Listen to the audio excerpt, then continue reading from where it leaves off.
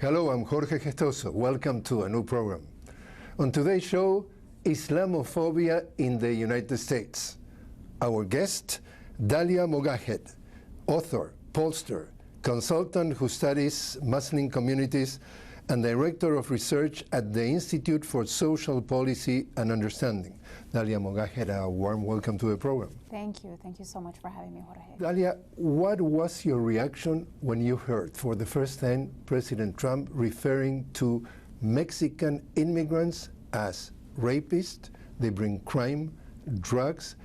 They are not people. They are animals. Horror was my first reaction. And I also knew how dangerous it was. That when a public official, when someone with that kind of a profile and that kind of a platform uses such irresponsible language, such dehumanizing language, he is putting oxygen in an already toxic climate where minority communities are vulnerable to being targeted for discrimination and for violence. So I knew that this was, and he started by attacking Mexicans. He didn't start with Muslims, but I knew what was coming. I knew if he started this way, then we would not be far behind. In a TED Talk that you gave, you say, and I'm quote your words, when anti-Muslim sentiment spiked between 2001 and 2013, it happened 3 times, but it wasn't around terrorist attacks. It was in the run-up of the Iraq War and during 2 election cycles. So Islamophobia isn't just a natural response to Muslim terrorism, as I would expect that you say. It can actually be a tool of public manipulation, eroding the very foundation of a free society, which is rational and well-informed citizens. Who is behind the manipulation? Who is behind the manipulation are political pundits and leaders who would be benefited by a public that is fearful. You see, fear does something very important to the way we think. Fear makes us accepting of conformity, of authoritarianism, and of prejudice. And if you have a society of citizens that are afraid, they are much easier to control. And if you are peddling fear as your platform, you are going to get votes for that.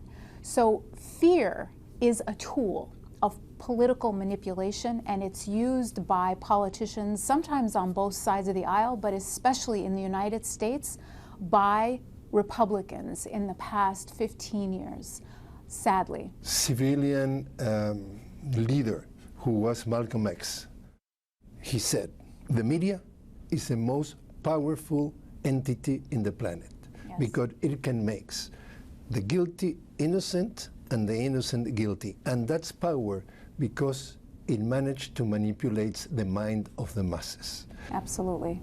93% of the people in the US is exposed to 6 large media corporations that basically their agreement of criticism that are at the service not necessarily of the public opinion, if not the interests of big corporations, governments, whatever you want to say.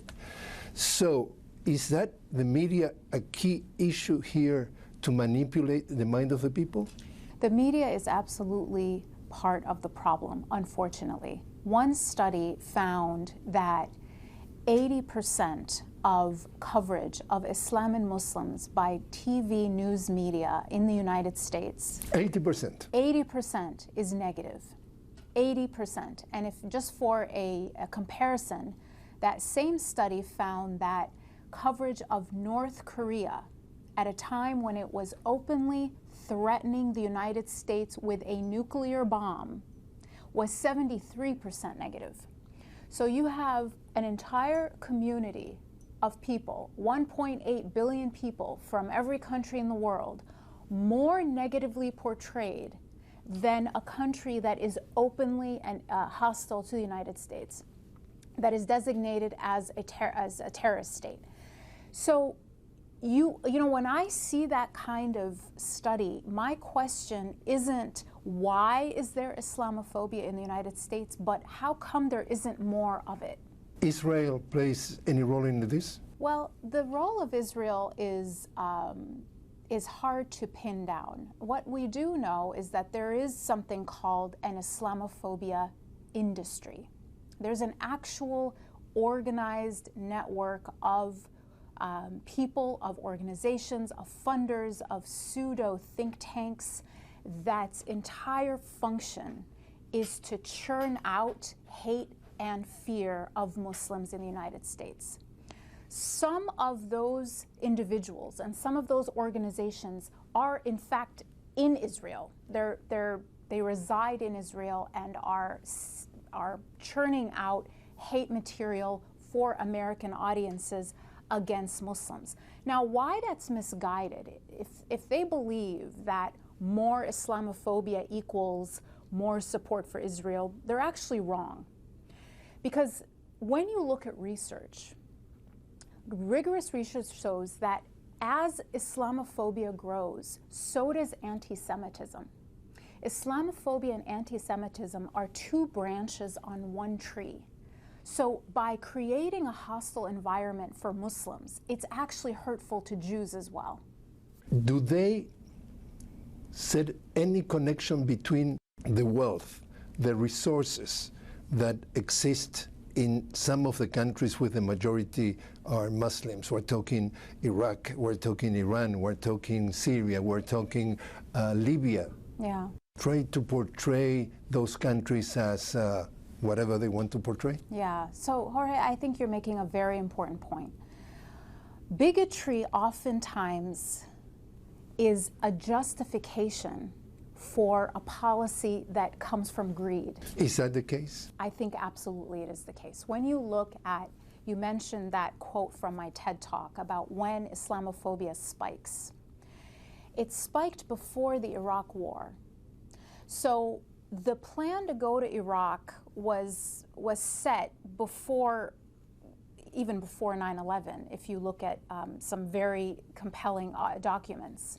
So we had to then manufacture consent for the Iraq War. We had to convince the public that these people need to be taken out, that these people need to be invaded, that they were a threat to us. And we're going to save them. And we're, at the same time, they're threatening, but we're also saving them. So we always have to set ourselves as the saviors and the victims at the same time. And by doing that, we create this fervor for war. In fact, on the eve of the invasion of Iraq, 70% of the American people believed that there was a direct connection between the attacks of 9/11 and Saddam Hussein, which, as we know, there was zero connection and no weapons of mass destruction, of course. But the belief that there was a connection between 9/11 and Iraq was a very big part of the public support for the war. 70% believed it, and it was empirically false, completely false. So what you need to do is you could be motivated by greed, but you need the help of bigotry and Islamophobia to justify the policy. I mean, very similar to slavery or any of these, yes, money motivated institutions that are oppressive, but you need the racism to justify them. Right, we're talking about Mexicans and Central Americans that are invaders. Right. They're coming to invade us. But we are seeing two congresswomen for the first time in this year. We're talking about Ilhan Omar, and also we're talking about Rashida Tlaib. And in the case of Omar, it's being bombarded with criticism. Right. And what is your reading? I really think that Representative Ilhan Omar has been singled out and has been treated with more harshness and more criticism than anyone else who has said things that are far more, offensive, or could be read as far more offensive than she has. To set the record straight, and I want to be very clear, I know Ilhan personally, and she is the furthest thing from a bigot or an anti-Semite. She does not believe in anti-Semitism in any way. And they try to label her that. But they want to label her this way because she is calling into question the role of money in our politics. This is so established and obvious that money plays a role in our politics. Of course it does. Everyone knows that. And to feign, denial of this fact, what does AIPAC do with the $700 million a year that it raises? If it doesn't buy influence, what is this money going toward? So the idea that her questioning the role of money in our politics, whether it's the gun lobby or the fossil fuel lobby or the pro-Israel lobby, that doesn't make her a bigot. That makes her, pointing out a very obvious fact that we all know. But she's being singled out. She's being singled out because of her racial and religious identity. So basically, because she's questioning the reality, they try to label her with something that they believe that has negative connotations. Yes, because they want to silence her. They don't want to allow her to speak out and to make this a topic that there's public scrutiny of. And I want to point something out. Ilhan's words may have been offensive to some people, and I have talked to Jewish friends who said, no, we're sincerely hurt by what she said. And I think that's fair, and I think it's important to hear that, because as a religious minority, I want people to listen to me when I'm offended. So these things need dialogue, and Ilhan has done that. She has been introspective, she's even apologized, and that conversation needs to happen between her and the Jewish community. But there's another set of people that are using her words and very insincerely attacking her. They're usually not Jewish, but they're weaponizing the idea of anti-Semitism to silence her, when they themselves have made far more offensive statements and have not been called out. For example, we're talking about the Representative King saying really nasty things and in a way justifying white supremacy, and nothing happened to him. So we're talking about double standards, that according to what is, they decide that is politically correct to be white supremacists is fine, but to raise the question that this is a system that, according to Bernie Sanders, we're talking about Washington politics. He said that absolutely the congressmen are bought by the big interest.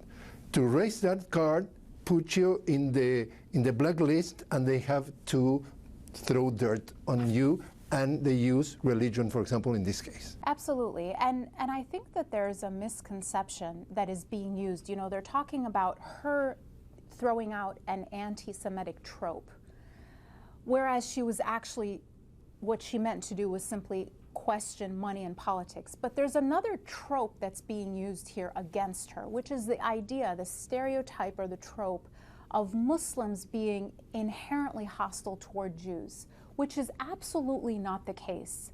A very unfair assessment. When we look at our research at ISPU, we've asked Muslim Americans what they think of Jews and Jewish Americans what they think of Muslims. What you see is mirror images, far more likely to be favorable than unfavorable opinion, but they think of each other the same both ways.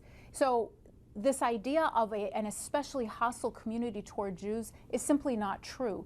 The other thing we found is that Jews were the most likely faith community in America to know a Muslim personally.